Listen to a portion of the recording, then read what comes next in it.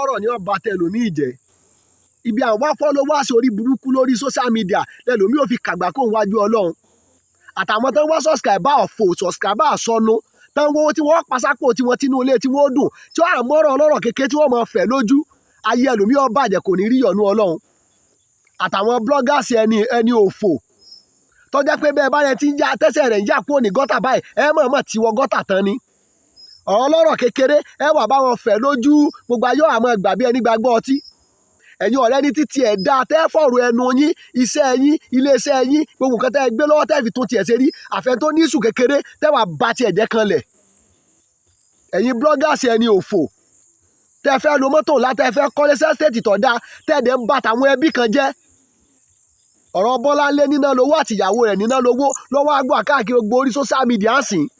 ẹ̀rí nǹkan mi sọ mọ́ àbùkù àtẹ̀tẹ̀ jí láàárọ̀ kùtù ọkà sọ kọ́rùn bí ọba ìlú kan wọn níbo ló ń lọ ilé ẹni tó ti lóko tó jẹ́ gbajúmọ̀ ọ̀tọ̀kùn núùdù tó wọ́n ba tiẹ̀ jẹ́ ọlọ́run ní ìjà yé ọba tí a jẹ́ ìgbéyàwó ọdún 18 láàrin Bọ́láńlé Ninalowo ọmọ Ìkòdú ọ̀gá ọmọ ẹ̀lùkú mẹ́dẹ́mẹ́dẹ́ ọmọ ẹ̀lùkú mẹ́dẹ́mẹ́dẹ́ àtìyàwó rẹ̀ Bùnmi ìyá àlíà ẹ jọ̀ọ́ ẹ mọ̀jà àwọn olórí burúkú kan tí ilé tí wọ́n ti bàjẹ́ táyé tí wọ́n ti polúkúrú musu ẹ mọ̀jà ń bàgbéyàwó yín jẹ́ ẹ jọ̀ọ́ fídíò yín pọ̀ lórí IG gbogbo obìnrin ti jọ lọ ẹjọ́ kúrò lẹ́kọ̀ọ́ lọ Àbújá ẹjọ́ ṣe fídíò Bọ́láńlé ó mọ ọmọbìnrin àlíà yóò mú so ìyàwó yẹn náà mọ ọmọkùnrin yẹn mọ́rákeyọ̀ ámú yẹn náà so sẹ́bí kan tó dojú bẹ́ẹ̀ yẹn lọ nùmọ́tà iṣu tí ọba àṣẹ láàrin ìgbéyàwó èyàn ìdásọ̀rọ̀ ọlọ́kọ láyà lórí burúkú TikTok kan ọ lọ sórí péjì ẹ̀ lọ́bẹ̀ sí ní ṣe fídíò ní ṣe náà dandan sọ̀rọ̀ ọkọ àti àwùjọ téèyàn máa dá sí fi téèyàn bá fẹ́ rálì jẹ̀ náà ọlọ́run tó ọba mo bó ṣe dá sọ̀rọ̀ ẹbí dákẹ́ panu ẹ mọ́ ẹni ó bá ṣèpínyà láàrin lọ́kọ láyọ̀ ọlọ́run bá tiẹ̀ jẹ́ kanlẹ̀ tí ọba aráforíjì wájú ọlọ́run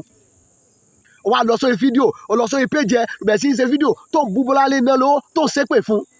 sọ ọmọ tó fàjà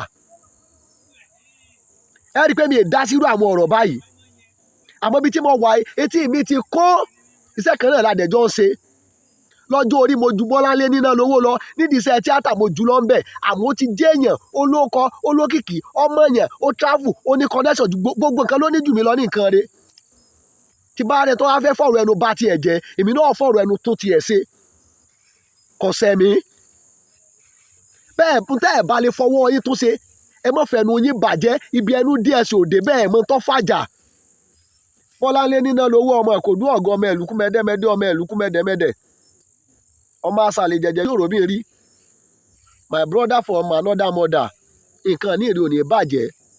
ọkàwé jù mí lọ ọmọ ẹ̀yẹ jù mí lọ àwọn àjọ ọ̀ṣọ̀kan àgbáyé wọ́n gbé jáde lọ́dún 2014 òfin ọmọ tó ń fa rẹ́ẹ̀fù gbogbo nǹkan orí burúkú káàkiri wọ́n láwọn ṣèwádìí wọ́n láwọn wádìí pé ọmọ tí ìyá àti bàbá kọra wọn lẹ́lọ́pọ̀ jù ẹ mọ̀ bá ti Mọ́rákeyọ ọmọ rẹ ọkùnrin jẹ́ ẹ sì mọ̀ bá Tàlíà jẹ́ gbogbo tí ìbá ṣẹlẹ̀ láàrin yín ìtọ́ ahọ́n àtẹ̀yìn inú kan náà wọ́n jọ ń gbé wọ́n ń bára wọn jà lẹ́ẹ̀kọ̀ọ̀kan bí jà bá wáyé kì í ṣe ìyá kan àti bàbá kan náà lọ bẹ́yìn méjèèjì ẹ parí ọ̀rọ̀ yín tó bínú bí ẹ mọ̀ jẹ́ kàn social media orí burúkú kan àwọn blogger ẹni òfò kan bẹ́ẹ̀ lónú actor Yorùbá fíìmù ní gbéyàwó rẹ̀ káàkiri bí Bọ́láńlé Ninalowo ṣe ṣe fún ìyàwó rẹ̀ wọ́n jẹ́ ìyàwó ní náwó tí fi gbé káàkiri ó sàtì ẹ̀ mú ìyàwó ẹ̀ jáde ó fún ọmọ ẹ̀ yẹn gan bẹ́ẹ̀ lónú yín ló ṣe irú ẹ̀ mọ̀mọ́ táwọn tíyàwó ẹ̀ ò bá ṣe ẹ parí ẹ jẹ́ ká gbọ́ pé jáde ti parí Ọlọ́run ní dalẹ̀ kálukú wa rú